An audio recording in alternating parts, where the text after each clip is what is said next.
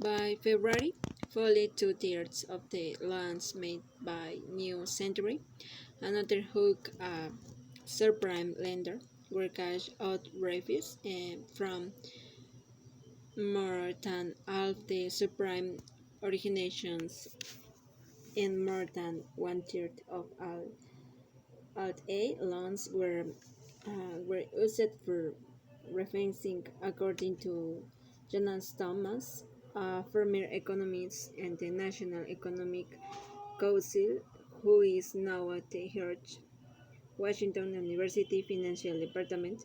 According to the Wall Street Journal, that household debt in the American doubled from 7 trillion dollars to $4 trillion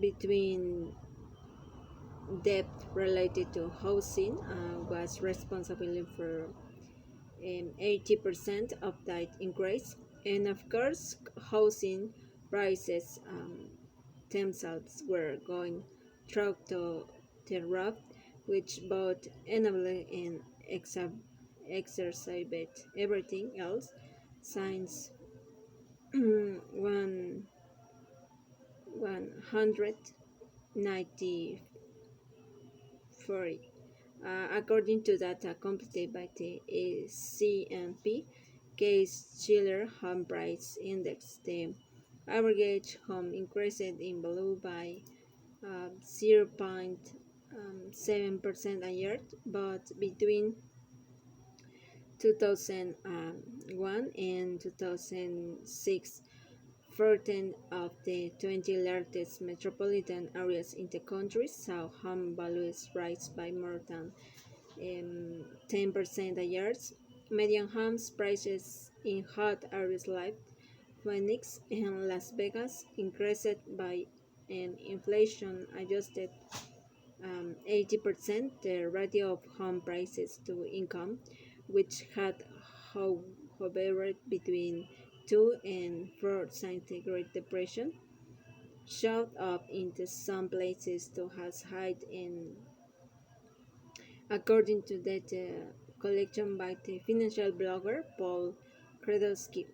During Subprime 1, the new subprime companies had been marginal players in an enormous housing industry. In subprime 2, the subprime companies dominate the industry. Washington Mutual turned itself into the biggest um, thrived in the country by moving aggressively into the riskiest forms of subprime lending.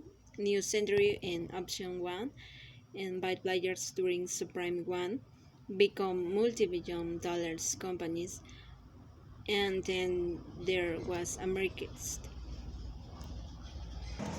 In April 1996, Roland Arnold moved out of the house he shared with his wife of 37 years, Miriam Sally Arnold.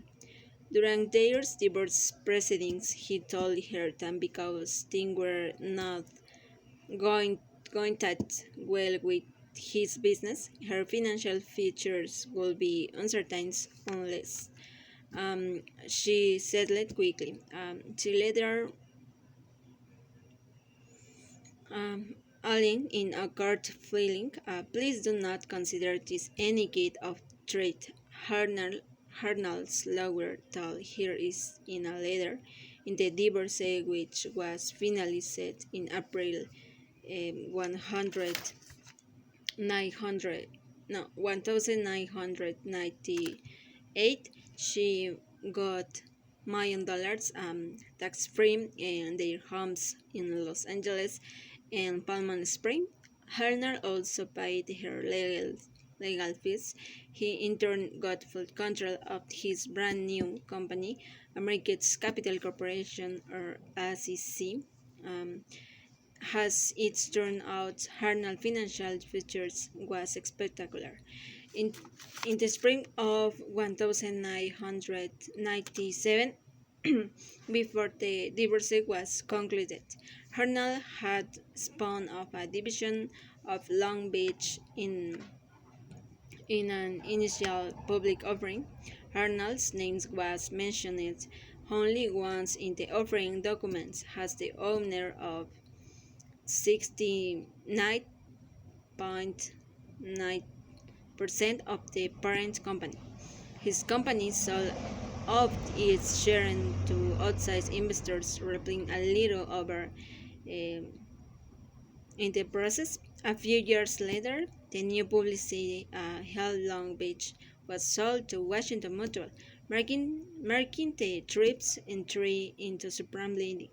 By then, however, Hanel was already in the process of creating a new supreme empire.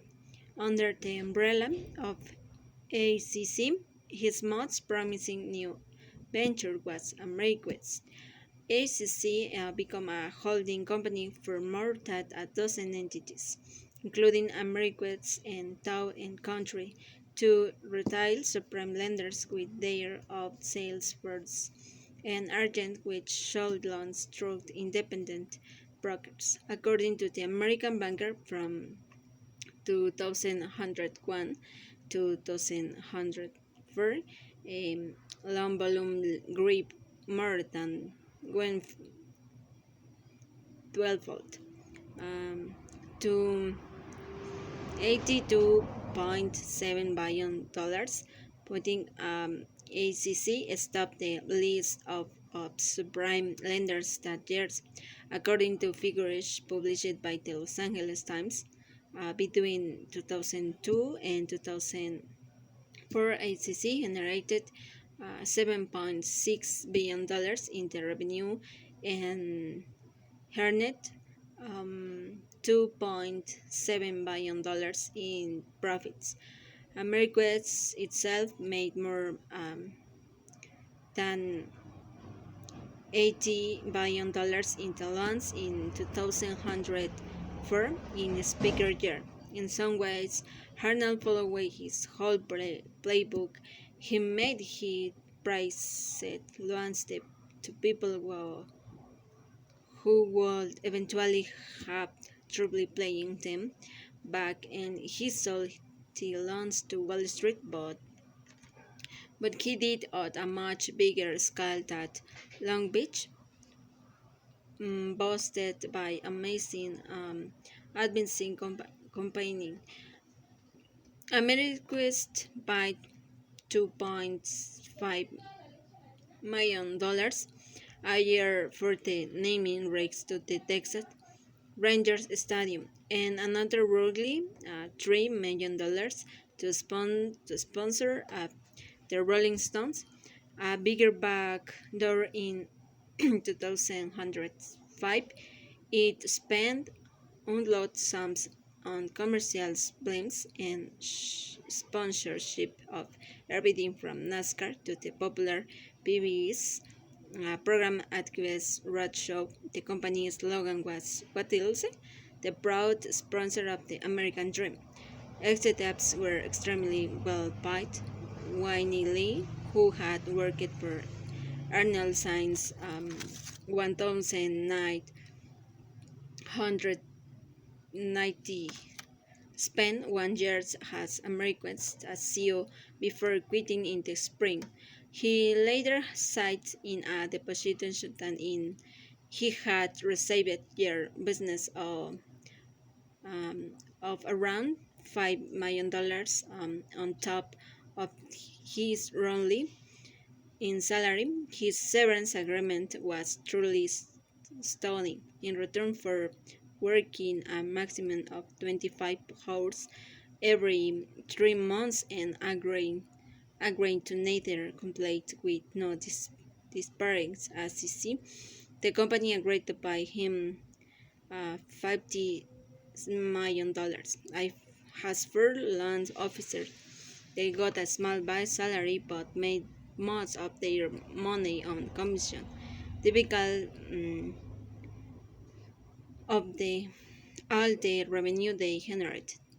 And the breaks were fabulous. Every year, Americans hosted an event called the Big Spin in Las Vegas for hundreds of top producers.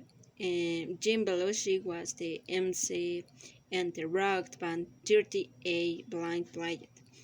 The head of national sales, Mary Jo Shelton, was shot out of a cannon to start the festival.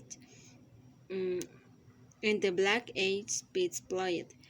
One land officer, Joe M.C. Gregor, just out of college, won a Homer that year. When someone asked him if he was excited, he replied, "Well, well, yeah, I have already got home. I have already got one."